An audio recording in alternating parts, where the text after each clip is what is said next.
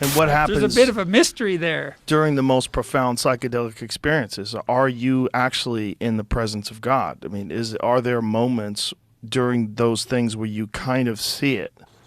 You know, that the veil does get lifted and you do briefly for a moment. Yeah. And well, then, I think the same thing happens to you to some degree when you fall in love. Mm. You know, like when you're in love with your kids, well, you see them better than you've ever seen anyone. Yeah. You see deeper into them than you've ever seen into anyone. Yeah. So love is the partial lifting of that veil of ignorance. Yeah. And I think that's true of romantic love too, is you see into the soul of the other person, so to speak. You see what they could be. Yeah. And they see what you could be, and you fall in love with that possibility. It's the basis of life itself. It's real. I think it also applies to all love. I mean, just love for your fellow human being. Just in approaching people. Yeah, if you can manage it. But approaching people in that way. Yeah. Even people that have wronged you. Even people that are, that are lost. Yeah. Apply. Yeah, it's really good to remember that.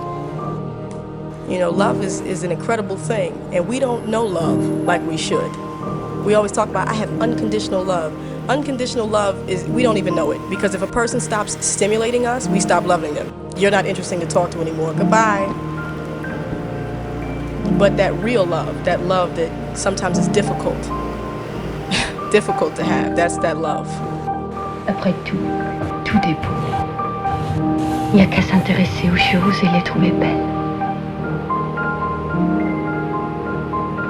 Si, après tout, les choses sont comme elles sont, rien d'autre. Un visage, c'est un visage. Des assiettes sont des assiettes. Les hommes sont des hommes. Et la vie, c'est la vie.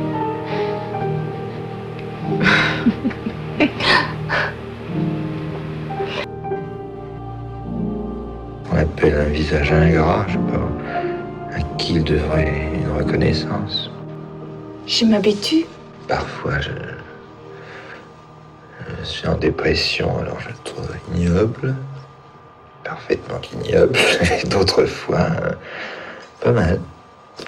Et ça me va très bien que tout le monde pense qu'il est affreux et tout ça. Quand j'étais petite, j'avais un perroquet qui monte tout le monde, sauf moi. Il m'adorait parce que j'ai osé lui chatouiller dessus les ailes. Alors il m'adorait. Tout le monde dit, comment tu peux aimer cet affreux perroquet? J'ai pensé, tiens, elle est très gentille, mais je veux pas que les autres savent. C'était un secret. It is the most terrifying thing there is. What, being alive? Yeah. But because it's being not. alive means dying. But Norm, that is such a fatalistic way to look at it. There's so much in life that you are denying yourself, and I think that you think you have reasons for it. But if you don't have someone that you could, do you ever cry? But so many of us are spending so much time engaged in just ridiculous activities. It seems like just to try to avoid this experience. Exactly. People really try to avoid the consideration that they're going to die and the people they love are going to die. It opens your heart. It breaks your heart open. Yes.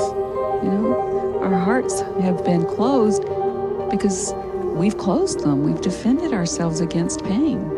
And this opens them.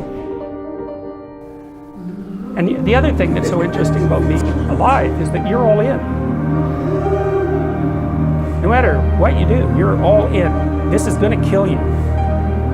So I think you might as well play the most magnificent game you can while you're waiting. Because do you have anything better to do?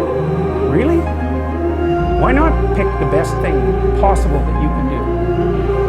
Why not do that? Maybe you could justify your wretched existence to yourself that way. I think you could. That's what it looks like. I came to the realization that we're all plunging headlong into Somebody death. hurt you.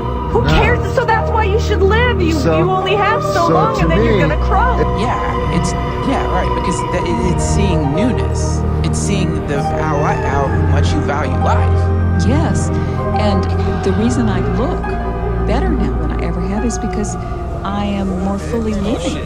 Because I'm living and dying consciously. Simultaneously, I'm holding both.